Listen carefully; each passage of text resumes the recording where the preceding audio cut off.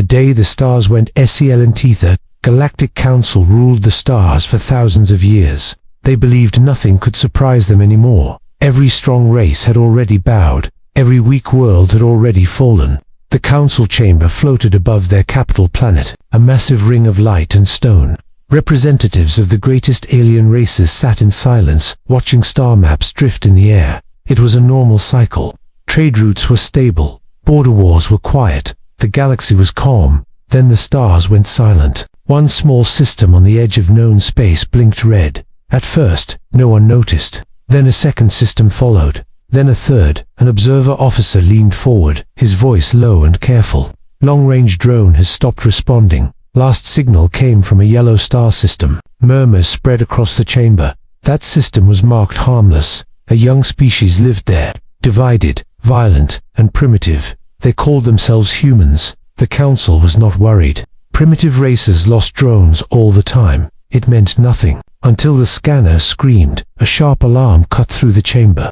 Holograms shifted suddenly. Space itself seemed to bend. Something massive was moving. Something fast. Something impossible. The object came from the human system. It was not hiding. It was not slowing down. It moved like it owned the stars. Analysts rushed to read the data. Their faces slowly changed. Confidence turned into confusion. Confusion turned into fear. The object is artificial. One analyst said, "It is not a fleet. It is alone." The council laughed. A single ship was nothing. The council had crushed entire armadas before. Then the scale appeared. The hologram adjusted size and distance. The laughter died instantly. The object was larger than a council battleship, larger than siege carriers, larger than floating cities. It looked like a mountain of metal, layer upon layer of armor. Blue energy flowed across its surface. Weapons covered every side. Silent, waiting. A cold voice whispered through the chamber. "It is a warship." Another analyst checked the data again, hands shaking. "We believe it is Titan class." The words hit like a weapon. Titan class ships were legends, old myths from ancient wars. No race alive could build such a thing. The ship crossed into council space. Defense fleets were launched. Thousands of ships formed a wall of fire. The human ship did nothing. No weapons charged. No shields flared. It simply kept moving. A commander gave the order. One warning shot fired. Just one. The energy beam vanished. Space folded like water.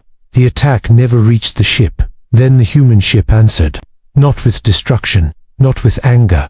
A single pulse spread outward. Silent. Invisible. Every council ship went dark. Engines dead. Weapons useless. Shields gone. Panic exploded. Some aliens shouted. Some demanded surrender. Some called it a trick. Then a calm voice filled every channel. Clear, steady, human. This is not an attack. This is first contact. The Titan-class ship stopped, right before the council capital world, close enough to block the stars. The voice spoke again. "We came a long way to be seen. We learned the galaxy respects strength. So we brought proof." The council sat frozen. Their power was gone. Their weapons useless. For the first time in history, the rulers of the galaxy understood something terrifying. Humanity had not come to ask permission. Humanity had come to announce itself. The humans' SBA, Kotha Council Chamber was frozen in fear. Thousands of ships floated powerless outside. The stars beyond the windows were blocked by the shadow of the Titan-class warship. No alarms sounded. No weapons moved. The silence was heavier than any explosion. Council members looked at each other. Ancient beings who had ruled the galaxy now felt small. Their voices trembled. Their pride cracked. An elder counselor finally spoke, trying to sound strong. "You have disabled our fleets. State your demands." The response came instantly. Calm, controlled, human. "We have no demands." The words caused confusion. Some council members whispered in disbelief. Others suspected a trick. The human voice continued. "We are not conquerors. We are explorers. But we learned long ago that peace without strength is ignored." A massive hologram appeared in the center of the chamber. The image of a human stood tall, simple uniform, no weapons visible, eyes focused and steady. "This is Ambassador Hale. We speak for humanity." The council studied the human closely. No signs of fear, no signs of aggression, only confidence. One council general snapped, "If you want peace, why bring such a weapon?" The ambassador did not hesitate, because history taught us a lesson. When we were weak, we were invaded. When we were divided, we were controlled. Images flashed across the chamber. Old human wars, cities burning, ships falling from the sky, worlds scarred, but not broken. We survived, the ambassador said. We adapted. We learned. The council watched in silence. They had seen war before, but this was different. These were wars fought by one species against itself. Again and again, we did not unite because we were peaceful. We united because we were tired of dying. The Titan-class ship appeared on the hologram, rotating slowly, showing its scale, its impossible size. This ship is not unique. It is the first. Behind it are others. Fear rippled through the chamber. Several council members stood in shock. The ambassador raised a hand. We did not bring them here. Only one was needed. A council scientist asked carefully, "How many Titan-class ships do you have?" The human paused, just long enough to increase the tension. Enough. The answer hit harder than a number. The ambassador continued, "We are not here to overthrow the council. We are here to join the galaxy." Murmurs spread. Some councillors argued. Others demanded proof of restraint. At that moment, power returned to the chamber. Lights stabilized. Systems came back online. Council fleets outside regained control. The Titan-class ship remained still. It had released control by choice. This was a demonstration, the ambassador said, nothing more. A council elder whispered, "You could destroy us." "Yes," the human replied, "but we will not." The council realized the truth. Destruction had never been the message. Control had been. We want dialogue. We want rules. We want balance. The ambassador leaned forward slightly. "But understand this. If humanity is threatened, we will not hesitate again." The connection ended. The hologram vanished. Outside, the Titan-class warship slowly turned, its engines glowing softly, still watching, still waiting. The council chamber erupted into chaos, voices shouting, arguments forming, fear clashing with pride. One truth echoed in every mind. Humanity was calm, humanity was powerful, and humanity was now part of the galaxy. A history of war, an SURVFIL. The council did not sleep that cycle. Fear moved faster than rest. Questions burned inside every mind. They demanded answers, not threats, not weapons. Truth. The Titan-class warship remained in orbit, silent and patient, like a guardian watching over a fragile world. At the council's request, the human ambassador returned. The chamber was calmer now, but tension still filled the air. "You speak of survival," an elder counselor said. "Explain how one species became this strong." The human nodded slowly. "As you wish." The lights dimmed. A new hologram formed, showing a small blue world, oceans wide, land divided. "This is Earth," the human said. "Our home." Images changed quickly.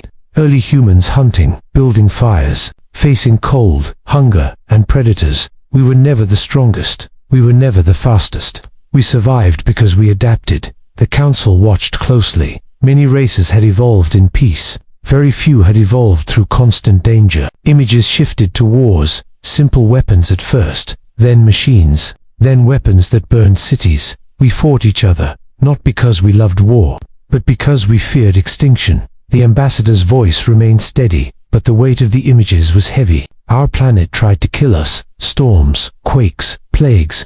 The council saw humans rebuilding again and again. No matter how much was lost, they always stood back up. When we reached the stars, the human continued. We brought our fears with us. We also brought our lessons. Images showed early human ships, small, fragile, exploding during tests, lost in deep space. Every failure made us smarter. Every loss made us stronger. The council realized something unsettling. Humanity treated failure as a teacher, not a weakness. The hologram shifted again, showing the birth of the Titan-class program. We did not build Titans to conquer. We built them because we remembered. We remembered being weak. The Titan-class ship appeared again, surrounded by construction platforms. Thousands of humans working together. One ship took decades. Millions worked on it. Entire worlds supported the effort. A council engineer whispered, "This is madness," the human replied calmly. "This is unity." The ambassador looked around the chamber.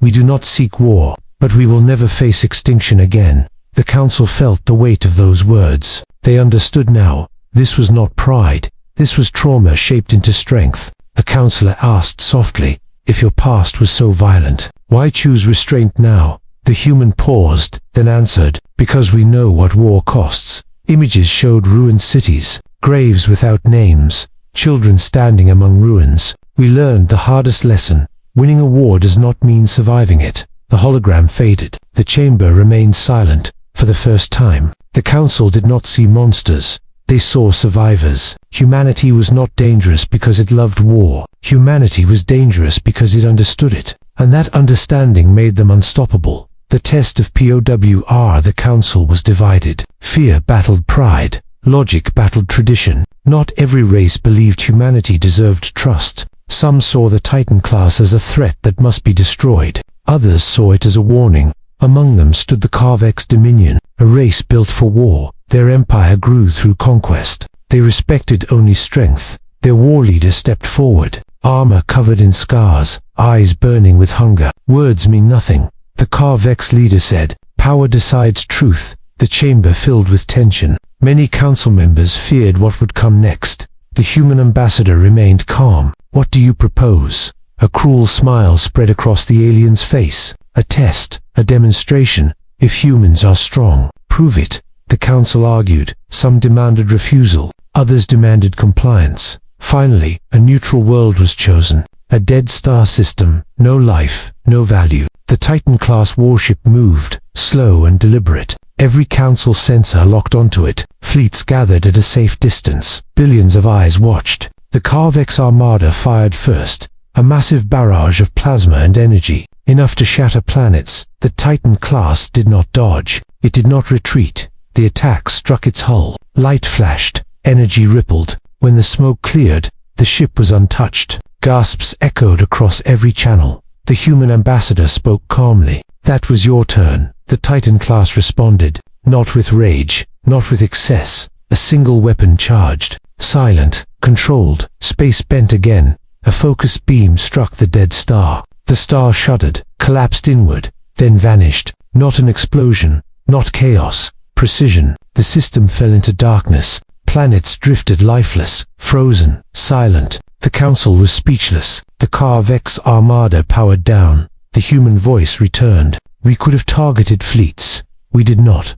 The message was clear. This was restraint, not limitation. The Carvex leader lowered his weapon. For the first time, he felt fear. "We acknowledge humanity," he said, his voice tight. The Titan-class ship powered down its weapon. Energy fading, the ambassador addressed the council. This was not a threat. This was a boundary. The council understood. Humanity did not seek domination, but it would not accept intimidation. Fleets slowly dispersed. Tension eased. The galaxy had witnessed something historic. Power guided by discipline. The Titan class turned back, toward the council capital. Its presence now felt different. Not like a monster, but like a shield. One truth spread across the stars. Humanity did not need to conquer the galaxy. The galaxy would choose humanity. The age of HUMNE the galaxy did not change in one moment. It changed in thousands of small decisions. After the demonstration, the council met again. This time without shouting, without threats,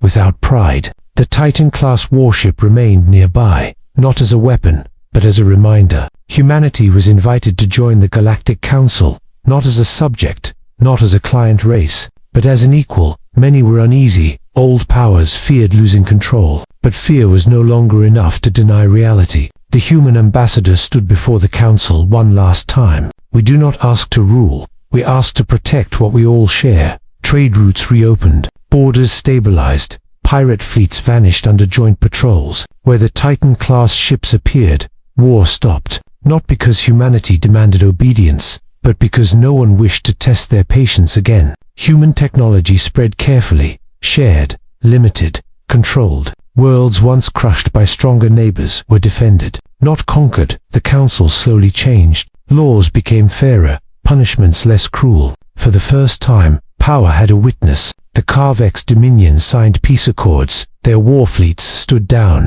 Strength finally met something it could not break. Humanity did not erase old cultures. They studied them, learned from them, respected them. The Titan-class ships became symbols, not of fear, but of balance. Children across the galaxy grew up hearing new stories, not just of council victories, but of the day the stars went silent. The day a single ship changed everything. On Earth, Humans watched the stars quietly, knowing their history, knowing their scars. They remembered who they were: survivors, builders, guardians, shaped by loss. The ambassador returned home, his mission complete, the galaxy now aware. Humanity did not rise because it was perfect. It rose because it learned from pain. The council chambers would never feel the same again. Where once there was arrogance, now there was caution. Where once there was fear, now there was respect. The age of silent domination ended. The age of shared strength began. Humanity did not become gods. They became watchers.